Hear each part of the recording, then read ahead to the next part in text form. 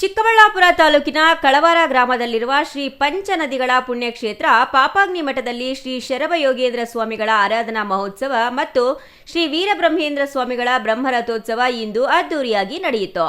ಶ್ರೀ ಶರಭಯೋಗೇಂದ್ರ ಸ್ವಾಮಿಗಳ 308ನೇ ಆರಾಧನಾ ಮಹೋತ್ಸವ ಇದಾಗಿದ್ದು ಮಠದಲ್ಲಿ ಹಬ್ಬದ ವಾತಾವರಣ ನಿರ್ಮಾಣವಾಗಿತ್ತು.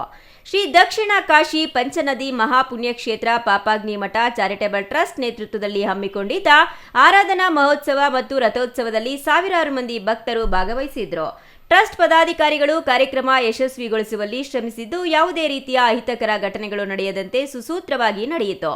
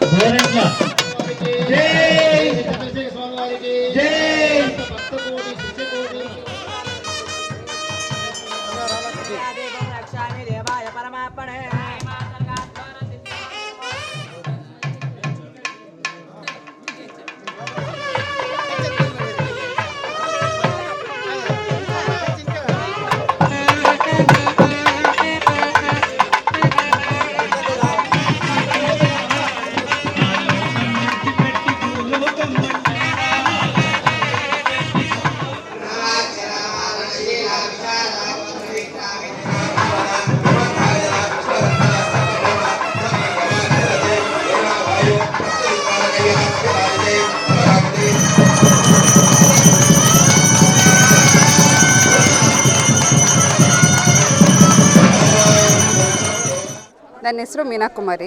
ನಾವು ದೊಡ್ಡಬಳ್ಳಾಪುರದಿಂದ ಬರ್ತಾಯಿದ್ದೀರಿ. ಪ್ರತಿ ವರ್ಷ ಬರ್ತೀರಿ. ನಾವೊಂದು 15-20 ವರ್ಷದಿಂದ ಬರ್ತಾಯಿದ್ದೀರಿ. ತುಂಬ ಒಳ್ಳೆಯದಾಗಿದೆ ನಮಗೆ. ನಮ್ಮ ಅಮ್ಮ, ನಮ್ಮ ತಂಗಿ ಎಲ್ಲ ಬಂದಿದ್ದಾರೆ. ಎಲ್ಲರೂ ಬರಬೇಕು. ತುಂಬ ಇನ್ನೂ ಇಂಪ್ರೂವ್ ಆಗಬೇಕು. ತುಂಬ ಚೆನ್ನಾಗೂ ಇದೆ. ಎಲ್ಲ ಪಾಪಗಳು ನಾಶ ಆಗುತ್ತೆ. ಪಾಪಾಗ್ನಿ ಮಠ ಬೇರೆ. ಇಲ್ಲಿ ಬಂದವ್ರಿಗೆಲ್ಲ ತುಂಬ ಒಳ್ಳೆಯದು ಆಗಿದೆ. ನಮಗೂ ತುಂಬ ಒಳ್ಳೆಯದು ಆಗಿದೆ. ಶರಭಯೋಗೇಂದ್ರ ಸ್ವಾಮಿಗಳದ್ದು 308ನೇ ಆರಾಧನೆ ನಡೀತಾ ಐತೆ. ತುಂಬ ಚೆನ್ನಾಗಿ ನಡ್ಕೊಂಡು ಬರ್ತಾ ಐತೆ. ಆವಾಗಿಂದ ನಾವು ಕುಟುಂಬ ಸಮೇತ ಎಲ್ಲರೂ ಬರ್ತಾನೆ ಇರ್ತೀವಿ. ವರ್ಷವೂ ತಪ್ಪದಂಗೆ ಮಿಸ್ ಮಾಡಿದ್ರೆ ಬರ್ತಾನೆ ಇರ್ತೀವಿ. ಆರಾಧನೆ ಅವ್ರು ಇಲ್ಲೇ ಜೀವ ಸಮಾಧಿ ಆಗಿದ್ದಾರೆ. ಇಲ್ಲೇ ಬ್ರಹ್ಮೇಂದ್ರ ಸ್ವಾಮಿಗಳಿದ್ದರು. 14ನೇ ವರ್ಷ ಇಲ್ಲಿದ್ದು ಆಮೇಲೆ ಅವರು ನಡಿಗೆನಲ್ಲಿ ಅಲ್ಲಿ ಪೋತಲೂರಿಗೆ ಹೋಗಿ ಅಲ್ಲಿ ಜೀವ ಸಮಾಧಿ ಆಗಿದ್ದಾರೆ.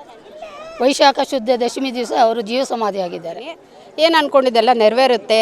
ಮಕ್ಕಳಾಗಿರ್ಬೋದು, ಮದುವೆ ಆಗಿರ್ಬೋದು, ಮುತ್ತೈದೆತನ ಆಗಿರ್ಬೋದು, ಬೇರೆ ಇನ್ನು ಈ ಥರ ಏನಾದರೂ ಮಕ್ಕಳ ಕೆಲಸ ಆಗಿರ್ಬೋದು, ಗೌರ್ಮೆಂಟ್ ಜಾಬ್ ಆಗಲಿ, ಯಾವುದಾದ್ರೂ ಬ್ರಹ್ಮನವ್ರು ನಂಬಿ ಬಂದರೆ ಖಂಡಿತವಾಗ್ಲೂ ಅದು ನೆರವೇರುತ್ತೆ ಅನ್ನೋದು ಸತ್ಯ. 12 ವರ್ಷಗಳ ಕಾಲ ಇಲ್ಲಿ ಹುಟ್ಟಿ ಬೆಳೆದಿರೋ ಅಂಥ ಜಾಗ. 14 ವರ್ಷಗಳ ಕಾಲ ಬ್ರಹ್ಮನವರು ಹುಟ್ಟಿ ಬೆಳೆದಿರೋ ಅಂಥ ಜಾಗ. ಪ್ರತಿ ವರ್ಷ ಬರ್ತೀವಿ ನಾವು. ಕಾಶಿ ವಿಶ್ವನಾಥ ಎಲ್ಲ ದೇವರು ನೆಲೆಸಿದ್ದಾರೆ. ಹೆಚ್ಚಾಗಿ ನವಗ್ರಹಗಳು ಇದೆ. ಎಲ್ಲ ಪಾಪಗಳನ್ನು ಕಳ್ಕೋಬೇಕು ಅಂದರೆ ಇಲ್ಲಿಗೆ ಬರಬೇಕು. ಇಲ್ಲಿ ಪಾಪಮಾಂಬ ನದಿ ಹರಿತಾ ಇದೆ, ಯಾವಾಗಲೂ ಹರಿತಾ ಇರುತ್ತೆ. ಇದು ಪಾಪಮಾಂಬ ಸೌಟಲ್ಲಿ ತೆಗೆದಿರೋದು. ಇನ್ನು ರಥೋತ್ಸವಕ್ಕೆ ಬಂದ ಭಕ್ತರಿಗೆ ಅನ್ನದಾಸೋಹ ಕಾರ್ಯಕ್ರಮವನ್ನು ಟ್ರಸ್ಟ್ ಪದಾಧಿಕಾರಿಗಳು ಆಯೋಜಿಸಿದ್ರು. ಆರಾಧನಾ ಮಹೋತ್ಸವದ ಅಂಗವಾಗಿ ಪಾಪಾಗ್ನಿ ಮಠದಲ್ಲಿರುವ ಪಂಚನದಿಗಳ ದೇವಾಲಯಕ್ಕೆ ವಿಶೇಷ ಅಲಂಕಾರ ಮಾಡಲಾಗಿತ್ತು. ಅಲ್ಲದೆ ದೇವಾಲಯದಲ್ಲಿರುವ ಶಿವಲಿಂಗ ಸೇರಿದಂತೆ ವೀರಬ್ರಹ್ಮೇಂದ್ರ ಸ್ವಾಮಿಗಳಿಗೆ ವಿಶೇಷ ಅಲಂಕಾರ ಪೂಜೆಗಳನ್ನು ಮುಂಜಾನೆಯಿಂದಲೇ ನೆರವೇರಿಸಲಾಯಿತು. ಇನ್ನು ಮಠದ ಆವರಣದಲ್ಲಿರುವ ರಥ ಬೀದಿಯಲ್ಲಿ ರಥೋತ್ಸವ ಅದ್ದೂರಿಯಾಗಿ ನಡೆಯಿತು.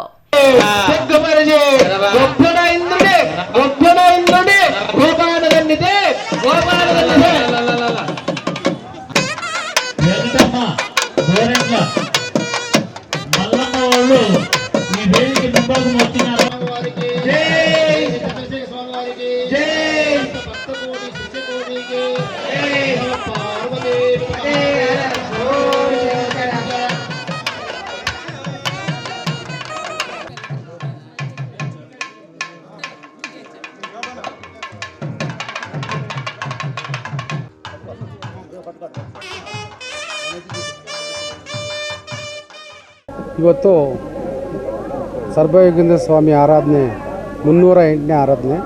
ಇವತ್ತು ಸುಮಾರು ಒಂದು 10,000 ಜನ ಬರೋ ನಿರೀಕ್ಷೆ ಐತೆ. ವರ್ಷ ಇದೇ ರೀತಿ ಜನ ಹೋಮ ಭಾಳ ಚೆನ್ನಾಗಿ ಬರ್ತಾರೆ. ಇವತ್ತು ಬೆಳಗ್ಗೆಯಿಂದ ಕಳಶದ ಪೂಜೆ, ಹೋಮ, ಅಭಿಷೇಕಗಳೆಲ್ಲ ಕಾಶಿ ವಿಶ್ವನಾಥ ಮತ್ತು ಅನ್ನಪೂರ್ಣೇಶ್ವರಿಗೆ, ವೀರಪಾಪಮಾಂಬ, ಶರಭಯೋಗೇಂದ್ರ ಸ್ವಾಮಿಯವರಿಗೆ, ಚಂದ್ರಶೇಖರ ಸ್ವಾಮಿಯವರಿಗೆ, ಅಭಿಷೇಕಗಳು ನಡೆಯುತ್ತೆ. ಇವತ್ತು ದಿನ ನಾವು ಯಾವಾಗ ವರ್ಷಕ್ಕೊಂದ್ಕಿತ ಮಾಡ್ತೀವೋ ಮಳೆ ಬೆಳೆ ಭಾಳ ಚೆನ್ನಾಗಿ ಬರುತ್ತೆ. ಅದು ಭಾಳ ವಿಶೇಷವಾದ ನಮ್ಮ ಶರಭಯೋಗೇಂದ್ರ ಸ್ವಾಮಿಯವರದ ಸತ್ಯ ಇಲ್ಲಿ. ಅದೇ ರೀತಿ ನಮ್ಮ ವಿಶ್ವಕರ್ಮ ಕುಲಬಾಂಧವರು ಯುವಕರು ನಮ್ಮ ಟ್ರಸ್ಟ್ ವತಿಯಿಂದ ವರ್ಷ ನಾವು ಇದೇ ರೀತಿ ನಡೆಸ್ಕೊಂಡು ಅದ್ಧೂರಿಯಾಗಿ ನಡೆಸ್ಕೊಂಡು ಹೋಗ್ತಾ ಇದ್ದೀವಿ. ಪ್ರಥಮವಾಗಿ ನಾವು ವೀರಬ್ರಹ್ಮಯ್ಯನವರು ಇಲ್ಲಿ ಬಾಲ್ಯವನ್ನು ಕಳೆದಿರೋದು ಇದು ಈ ಜಾಗ.